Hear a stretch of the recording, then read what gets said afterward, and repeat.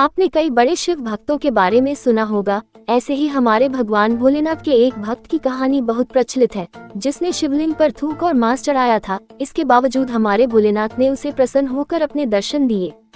चलिए हम आपको विस्तार से यह कहानी बताते हैं। क्या हुआ जब एक शिकारी ने शिवलिंग पर थूक और मांस चढ़ाया। एक बार थिम्मन नाम का शिकारी जंगल में शिकार के लिए निकला। जब वह जंगल से शिकार करके लौट रहा था, तब वहाँ उसे एक मंदिर दिखाई दिया। वह मंदिर भगवान शिव का था और उसमें एक शिवलिंग भी स्थापित थी। थिम्मन भगवान भोलेनाथ का एक सच्चा भक्त था, परंतु वह एक शिकारी था, जिसके कारण उसे शिवलिंग की पूजा करने की कोई विधि पता नहीं थी। उसके पास शिवलिंग को अर्पण करने के लिए मांस के अलावा कुछ भी नहीं था, जिससे उसने वह मांस ही शिवलिंग पर चढ़ा दिया और फिर वहां से चला गया।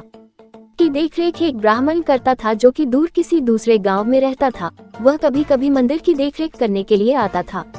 एक दिन वह मंदिर में आता है तो उसे मंदिर में शिवलिंग पर मांस चढ़ा हुआ देखने को मिलता है। यह सब देखकर उसे बहुत दुख होता है। इसके बाद ब्राह्मण जब भी मंदिर में आता था तो उसे मांस वैसे ही शिवलिंग पर चढ़ा हुआ मिलता था। एक बार शिकारी ने मांस के साथ शिवलिंग पर पानी चढ़ाने का सोचा, परंतु उसके पास पानी भरने का कोई साधन न होने के कारण उसने नदी में से मुंह में पानी भरकर शिवलिंग को अर्पण किया। दूसरे दिन जब वह मंदिर का ब्राह्मण आया तो उसे यह सब देखकर बहुत दुख हुआ।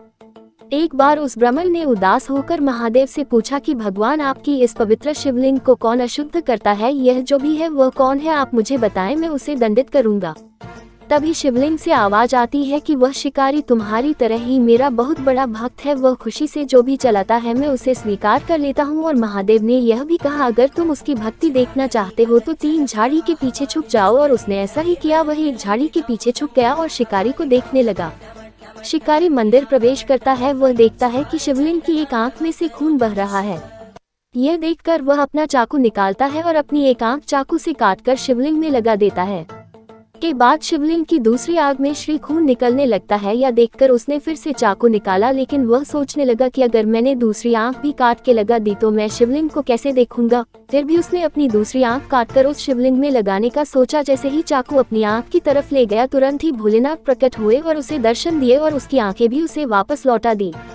इसके बाद भगवान भोलेनाथ ने उन्हें आशीर्वाद दिया कि संसार के लोग तुम्हें अब कन्नापा नयनार नाम से जानेंगे। वह ब्राह्मण यह सब देखता रहा। यह सब देखकर उसकी आंखें भर आईं। आपको यह सुनकर आश्चर्य होगा कि वह शिकारी अगले जन्म में पांडव पुत्र अर्जुन था। वह भी महादेव का एक सच्चा भक्त था, जिस वजह से इस जन्म में उसका महादेव से एक अटूट रिश्ता बना हुआ था। इससे यह पता चलता है कि हमारे देवों के देव महादेव किसी भी भक्त में भेदभाव नहीं करते। उन्हें सच्चे मन से जो भी अर्पण करो वो उसे स्वीकार कर लेते हैं। इसी प्रकार एक शिकारी जो कि मांस और थूक शिवलिंग पर चढ़ाता है, फिर भी हमारे भोलेनाथ उसे अपने दर्शन देते हैं। आप भी भगवान